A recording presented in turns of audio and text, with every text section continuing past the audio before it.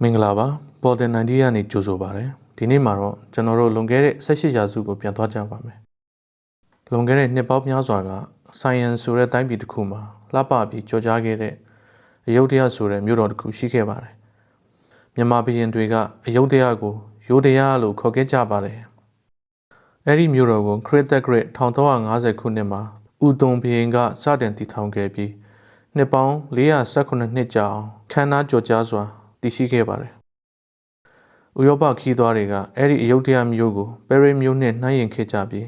းရွှေရောင်စီသည်များဖျားเจ้าများဘင်းနန်းတော်များနဲ့မြစ်ကြောင်းတစ်လျှောက်ဈေးရောင်းဈေးဝယ်များကုန်သည်များနဲ့စီကားနေတော့ကြောင့်အရှိတိုင်းရဲ့ဘင်းနစ်ဟုလည်းတင်စားခေါ်ခဲ့ကြပါတယ်။အရှိတောင်အာရှတွင်လည်းအဲ့ဒီခေတ်ခါကအယုဒ္ဓယမြို့ဟာစီရေးရရောစီးပွားရေးရပါထင်ရှားကြော်ကြားခဲ့တဲ့မြို့တော်တစ်ခုဖြစ်ခဲ့ပါတယ်။ဒါပေမဲ့1968ခုနှစ်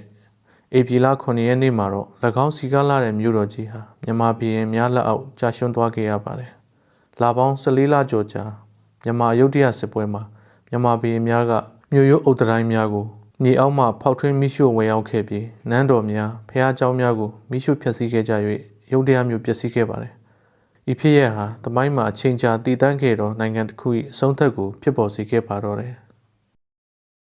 တောင်ငူခေတ်တပင်ရွှေတိလက်ထက်မှစ၍အယုဒ္ဓယနှင့်မြန်မာတို့ဟာမကြာခဏတိုက်ခိုက်လာခဲ့ကြပြီးတခါတည်းရန်မြန်မာတို့ကအယုဒ္ဓယမြို့ထိလာရောက်တိုက်ခိုက်ကြပြီးတခါတည်းရန်မှာအယုဒ္ဓယတို့ကတည်င်းသားရီတဝဲမုဒ္ဓမထိလာရောက်တိုက်ခိုက်ကြပါတယ်။အဲဒီနောက်ပိုင်း18ရာစုအလယ်ပိုင်းမှာမင်းဆက်တစ်တပါမြန်မာနိုင်ငံမှာပေါ်ထွန်းလာခဲ့ပါတော့တယ်။သူကတော့မုတ်ဆိုးဖို့ရွာတကြီးဦးအောင်စရာပဲဖြစ်ပါတယ်။လောင်မင်းတရားဦးအောင်စရာတည်ထောင်ခဲ့တော့တတိယမြန်မာနိုင်ငံတော်သို့မဟုတ်ကုန်းမောင်မင်းဆက်ဟာပြည်တွင်းစစ်များချိန်ချမြင့်စွာဖြစ်ပွားပြီးနောက်1955ခုနှစ်တွင်မြန်မာနိုင်ငံကိုနိုင်ငံထဲဖြစ်ပေါင်းစည်းနိုင်ခဲ့ပါတယ်။လောင်မင်းတရားကြီးဟာနိုင်ငံရေးရှိမှန်းချက်ကြီးမားတဲ့အပြင်စစ်ရေးတွင်လည်းထူးချွန်တော်သူဖြစ်ပါတယ်။ဒါတွေကြောင့်ပဲ1960ခုနှစ်မှာလောင်မင်းတရားကြီးကစီးပွားရေးအားကောင်းပြီးယဉ်ကျေးမှုစနစ်မြင့်မားတဲ့အယုဒ္ဓယကိုစစ်ရေးအားနည်းနေသည်ဟုသတင်းများရသောကြောင့်၎င်း၏စစ်တပ်ကိုဦးဆောင်ကာအယုဒ္ဓယမြို့ကိုဝင်ရောက်တိုက်ခိုက်ခဲ့ကြပါတော့တယ်။အဲဒီချိန်ကအယုဒ္ဓယမြို့တော်ကိုပြင်သစ်အင်ဂျင်နီယာများရဲ့အကူအညီနဲ့မြို့ရိုးများကိုခိုင်မာစွာဆောက်လုပ်ခဲ့ကြတဲ့အတွက်လောင်မင်းတရားကြီးရဲ့စစ်တပ်ဟာအဲဒီမြို့ရိုးတွေကိုမကျော်လွှားနိုင်ပဲဖြစ်နေခဲ့ကြပါတယ်။အဲဒီလိုနဲ့ရှစ်ဆက်မတိုးနိုင်ပဲရှိနေရကနေမိုးရာသီရောက်လာခြင်းနဲ့လောင်ဖျားရဲ့ရုတ်တရက်မနာမကျန်းဖြစ်မှုတို့ကြောင့်တပ်ပြန်ဆုတ်လိုက်ရပါတော့တယ်။1960ခုနှစ်မေလမြန်မာတပ်ဂရိအနေနဲ့ဆိုရင်1122ခုနှစ်ကစုံလားစုပ်စေရဲ့တနင်္ဂနွေနေ့မှာလောင်မင်းတရားကြီးရဲ့မြန်မာနိုင်ငံကိုပြန်တဲ့ခီးစဉ်အတွင်းမုဒ္ဓမမြို့နယ်ကင်းရွာရောက်ဖျားနာပြီးနှွေရဆန်တော်မူခဲ့ပါတယ်။ဒါပေမဲ့လည်းအယုဒ္ဓယတို့အတွက်အနေဟာအလောင်းမင်းတရားနဲ့အတူပျောက်ကွယ်မသွားခဲ့ပါဘူး။နောက်ပိုင်းမှာစင်ဖြူရှင်ဘုရင်ဖြစ်လာမဲ့အလောင်းမင်းတရားရဲ့သားတော်ဟာအဲဒီစစ်စင်ရေးမှာရှေ့တန်းတန်မှုဖြင့်တာဝန်ထမ်းဆောင်ခဲ့ပြီးဆိုင်ရန်ရဲ့ကာကွယ်ရေးစနစ်တွေနဲ့မြေပြင်အခြေအနေတွေကိုနားလည်ခဲ့ကမိမိရန်သူရဲ့အားနည်းချက်များကိုကောင်းစွာသိနေခဲ့ပါတော့တယ်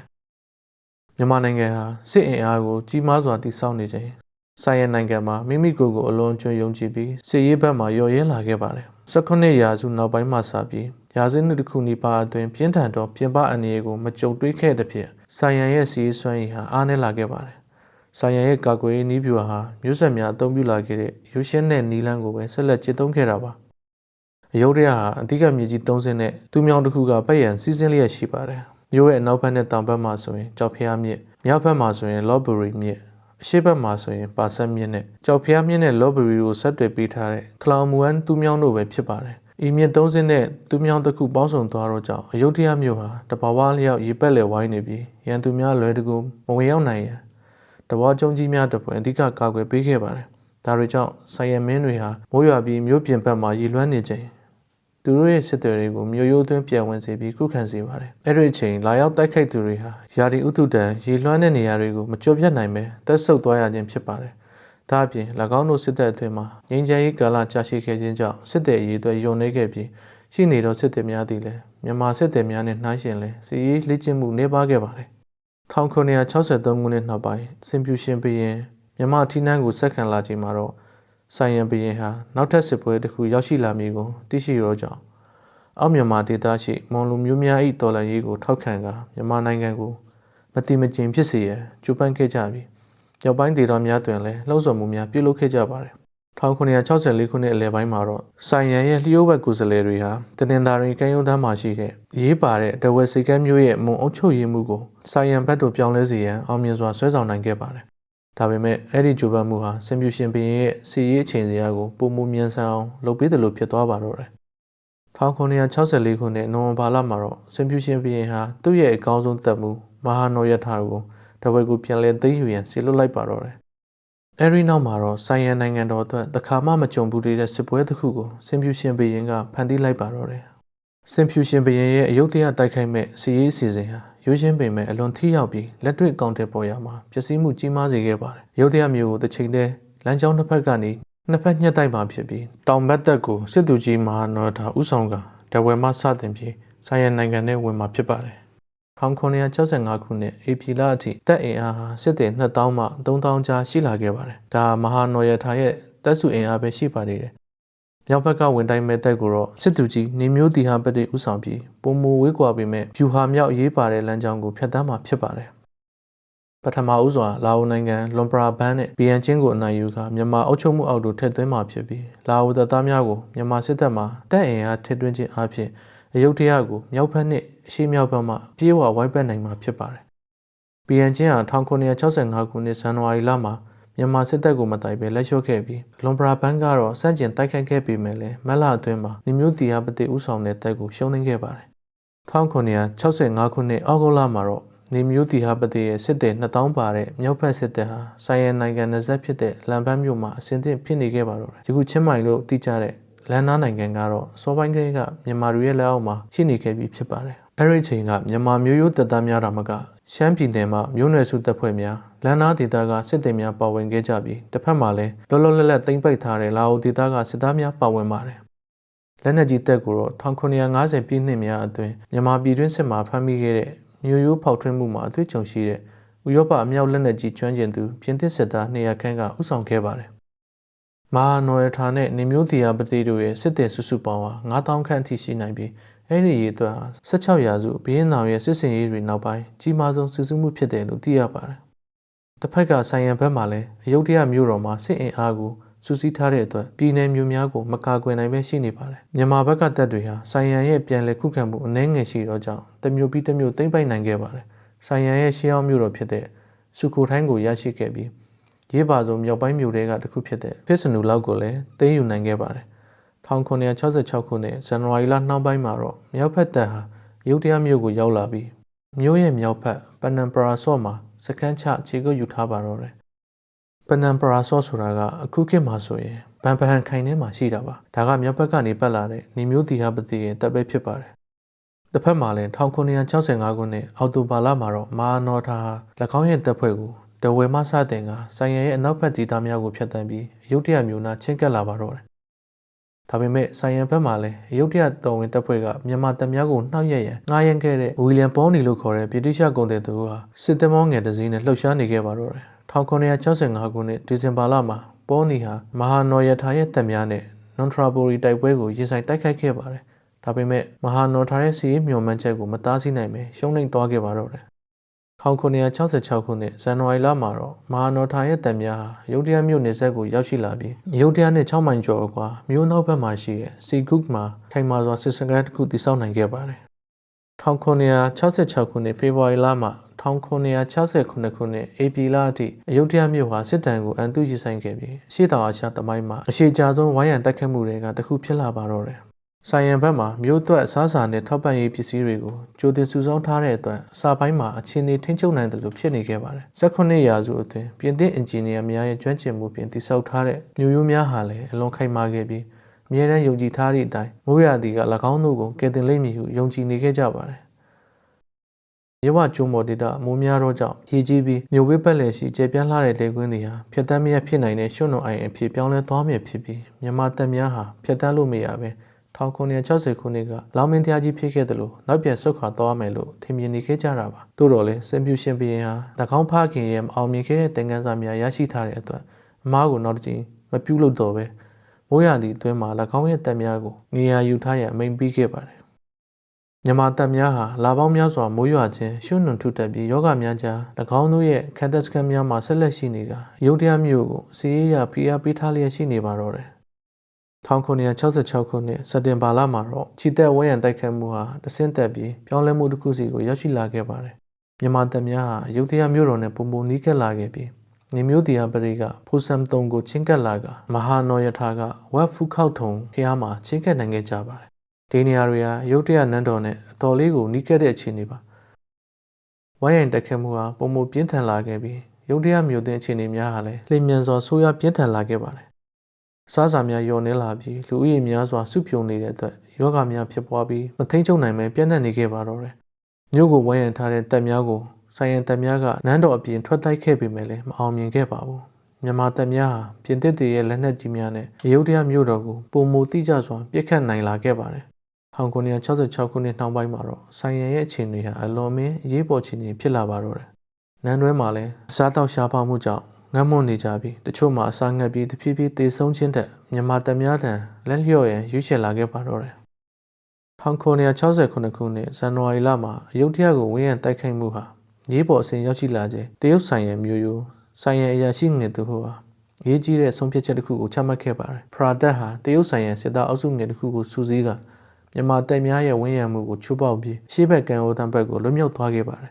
အဲဒီချိန်ကတပ်စင်ရဲ့လွတ်မြောက်မှုဟာရေးမကြီးတကယ်သို့ထင်အပ်ပြီးဆေရှုံးနေတော့အခြေအနေမှာလွတ်မြောက်အောင်ထွန်ပြေးတဲ့အရာရှိသူပုံစံသာရှိခဲ့ပါတယ်တို့တော့လဲနောင်လာမဲ့လာများနဲ့နှစ်များအတွင်းတပ်စင်ဟာဆိုင်ရန်နိုင်ငံကိုပြန်လည်ပေါင်းစည်းပေးပြီးမင်းဆက်အသစ်တစ်ခုကိုတီထောင်သူဘီရင်တပ်စင်ဖြစ်လာမဲ့သူလည်းဖြစ်ပါတယ်ဘန်ကောက်မှာပူဇော်ကိုးကွယ်ထားတဲ့မြဖဲဟာဆိုရင်လည်းလာအိုနိုင်ငံကိုတပ်ဆင်စစ်နိုင်နှုန်းကပြေဆောင်လာခဲ့တာဖြစ်ပြီးယခုချိန်ထိဘီရင်ဆက်ဆက်ကိုးကွယ်လာခဲ့တဲ့ဗုဒ္ဓရုပ်ပွားတော်တစုလည်းဖြစ်ပါတယ်အယုဒ္ဓယကိုဝင်းရံတိုက်ခိုက်မှုတစ်လျှောက်စင်ဖြူရှင်ဘီရင်ဟာအခက်အခဲတစ်ခုကိုရင်ဆိုင်ခဲ့ရပါတယ်သူ့ရဲ့တပ်များဟာအယုဒ္ဓယကိုဝင်တိုက်နေစဉ်မြောက်ဘက်မှာရှိတဲ့တရုတ်အင်ပါယာဟာမြန်မာနယ်စပ်ကိုစတင်တိုက်ခိုက်နေပါတော့တယ်1965ခုနှစ်ကနေ1966ခုနှစ်အတွင်းဖြစ်ပွားခဲ့တဲ့တရုတ်ကျူးကျော်မှုများဟာအရေးပါတဲ့အန္တရာယ်တစ်ခုဖြစ်လာခဲ့ပြီးတိုင်းပြည်ကာကွယ်ရေးအတွက်လိုအပ်လာခဲ့ပါတယ်။စင်ဖြူရှင်ဟာတရုတ်အန္တရာယ်ကိုနေဆက်ဆိုင်ရာပြဿနာတစ်ခုအဖြစ်သာသတ်မှတ်ပြီးအရေးကြီးဆုံးအန္တရာယ်မဟုတ်ဟုယူဆခဲ့ပါတယ်။အဲဒါကြောင့်ဆိုင်ရန်မှမိမိတပ်များကိုပြန်မခေါ်ပဲအယုဒ္ဓယကိုပထမဆုံးအနိုင်ယူမည်ဟုဆုံးဖြတ်ခဲ့ပါတော့တယ်။1968ခုနှစ်မတ်လမှာတော့ရုတ်တရက်မြို့ဟာအစာရေးစာရှားပါမှုကြောင့်ပျက်စီးလူနီးပါးဖြစ်နေချိန်တွင်ဧကသက်ဘီရင်ဟာနောက်ဆုံးကြိုးပမ်းမှုတစ်ခုပြုလုပ်ခဲ့ပါတယ်။အဲဒီကြိုးပမ်းမှုကတော့ဆိုင်ရန်နိုင်ငံဟာမြန်မာနိုင်ငံရဲ့အခွန်ပေးနိုင်ငံတစ်ခုဖြစ်လက်ခံရန်ကမ်းလှမ်းခဲ့ပြီးမြို့ကိုကယ်တင်ရန်ကြိုးစားခဲ့ပါတယ်။သို့ပေမဲ့လည်းစင်ဖြူရှင်ဘီရင်ကအခွန်ပေးမှုထက်ပိုမိုသောအပြည့်အဝနိုင်ရမှုကိုရည်ရွယ်ခဲ့ပါတော့တယ်။အဲဒီအတွက်ကြောင့်ဆိုင်ရန်တို့ရဲ့ကမ်းလှမ်းမှုဟာအချင်းကြီးဖြစ်သွားပါတော့တယ်။မြန်မာတပ်များဟာရုတ်တရက်မြို့ရဲ့အားပြော့ဆုံးနေရာဟုသတ်မှတ်ထားသောအရှိမြောက်တောင်ရှိမဟာချိုင်ကန်တပ်ကိုအဓိကပြစ်မှတ်ထားခဲ့ကြပါတယ်။အဲဒီကန်တပ်ဟာလော့ဘိုရီမြစ်ဘေးမှာရှိပြီးမြစ်ကိုဖျက်ကူးရန်ဝါးဖြင့်တရားအစဉ်က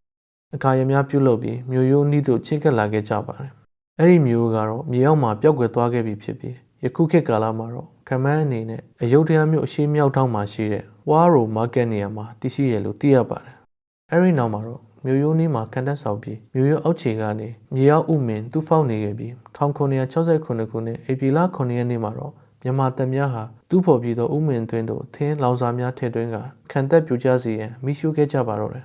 ။အဲဒီနည်းနဲ့ခံတပ်နဲ့မြို့ရိုးအုံမြင့်များပျက်စီးသွားအောင်ပြုလုပ်ခဲ့ပြီး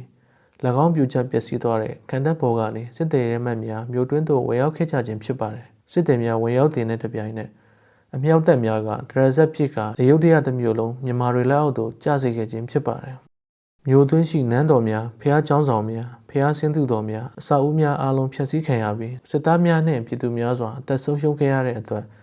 ရာစုနှစ်များစွာကြာအောင်ဆိုင်ရန်လူမျိုးတို့ရဲ့မှတ်ဉာဏ်ထဲမှာကြန့်ရှိနေမဲ့အိမ်မက်ဆိုးတစ်ခုဖြစ်နေပါတော့တယ်။၎င်းတည်ဆုံမှုမှာအစာရေးစာပြက်လက်ပြီးတည်ဆုံသူများလည်းပါဝင်ခဲ့ပါတယ်။ဧကသက်ဘီရင်ဟာထိုတိုက်ခိုက်မှုများအတွင်းထွက်ပြေးလွတ်မြောက်သွားပြီးတောတွင်းတနေရာမှာအစာပြတ်ပြီးတည်ဆုံသွားတယ်လို့တချို့ကပြောကြပါတယ်။ဘလို့ပဲဖြစ်ဖြစ်418နှစ်ကြာတည်တံ့ခဲ့တဲ့ဆိုင်ရန်နိုင်ငံရဲ့မြို့တော်ရုတ်တရားဟာအဲ့ဒီနေ့မှာပဲအဆုံးသတ်သွားပါတော့တယ်။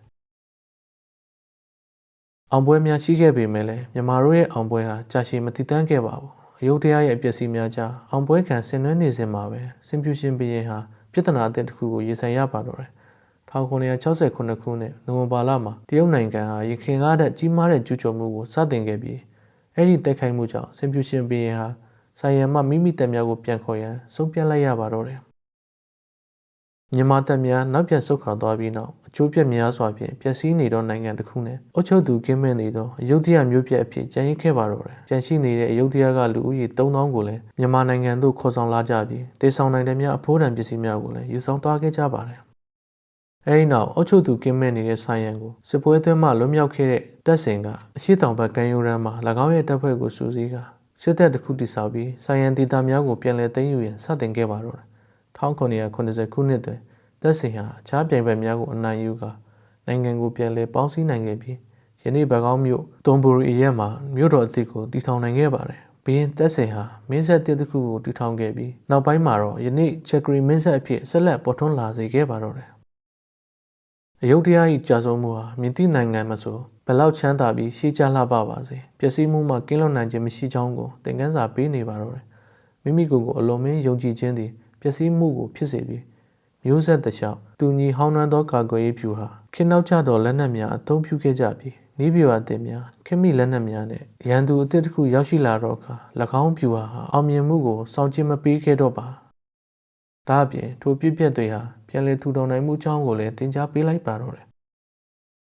အယုဒ္ဓယ၏ပျက်စီးမှုအတွင်းမှာဆိုင်ရန်အသစ်တစ်ခုပေါ်ထွန်းလာခဲ့ပြီးစစ်ရေးပုံမအားကောင်းသောပုံမလက်တွေ့ကြသောစီးပွားရေးကောင်းမွန်သောဆိုင်ရန်သို့မဟုတ်ထိုင်းလန်နိုင်ငံအဖြစ်ယနေ့နိုင်ငံပေါ်တွင်တိုင်းပြည်ရဲ့အရှင်ဘုရင်နှင့်တကွတိုးတက်ခင်မီရောနိုင်ငံအဖြစ်ဆက်လက်တည်ရှိနေပါတော့တယ်။ထိုချိန်ကစစ်နိုင်ငံတော်ကုန်းမောင်ခင်မြန်မာတို့ရဲ့အယုဒ္ဓယအောင်ပွဲဟာမြင်မြပင်ခမ်းနားလှပါစေ။ထိုအောင်ပွဲဟာအနာဂတ်အတွက်အာမခံချက်မဖြစ်ခဲ့ပါ။ကိုကျိုးစီးပွားဥတည်ခြင်းအာဏာလွန်ကျွံသုံးခြင်းပြည်သူမျက်နှာမကြည့်ခြင်းပြုပြင်ပြောင်းလဲမှုနှောင့်နှေးခြင်းတို့ကြောင့်ယနေ့မြန်မာနိုင်ငံတော်ဟာပြည်တွင်းပဋိပက္ခများစီးပွားရေးပြိုလဲမှုများအလောက်ကန်ရှားပါမှုများနိုင်ငံတကာအလယ်ထိကျန်မှုတို့ဟာ18ရာစုဆိုင်ရန်တို့ရဲ့အခြေအနေကိုပြန်လည်အမှတ်ရစေပါတော့တယ်။သို့တော်လည်းအယုဒ္ဓယပျက်စီးပြီးနောက်ထိုင်းတို့နိုင်ငံကိုပြန်လည်ထူထောင်နိုင်ခဲ့တယ်လို့မြန်မာတို့အတွက်လည်းပျက်စီးခြင်းသွင်းမှပြန်လည်ထူထောင်နိုင်ပါစေကြောင်းဆုမွန်ကောင်းတောင်းပေးလိုက်ရပါတော့တယ်